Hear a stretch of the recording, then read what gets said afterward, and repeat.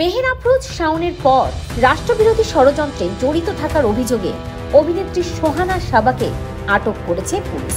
জিজ্ঞাসাবাদের জন্য তাকে ডিবি কার্যালয়ে নেওয়া হয়েছে। বৃহস্পতিবার রাত 12:30টার দিকে ধানমন্ডি থেকে তাকে আটক করা হয়। ঢাকা মহানগর পুলিশের মুখপাত্র তালিবুর রহমান এ তথ্য নিশ্চিত করেছেন। তিনি বলেন, অভিনেত্রী শাওনের পর সোহানা সাবা আমাদের নজরদারিতে ছিলেন। তাকে কিছু সময় আগে আমাদের হেফাজতে নেওয়া হয়েছে।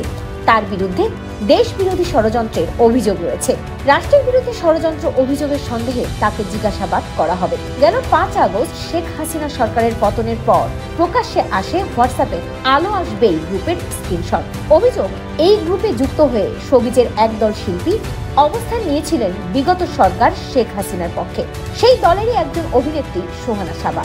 এ নিয়ে শোবিজ থেকে শুরু করে সামাজিক মাধ্যমে হয় তুমুল সমালোচনা।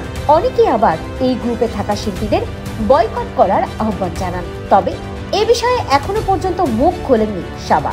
এর আগে একই অভিযোগে সন্ধ্যায় অভিনেত্রী মেহের আফরোজ শাওনকেও আটক করে গোয়েন্দা পুলিশ ডিবি।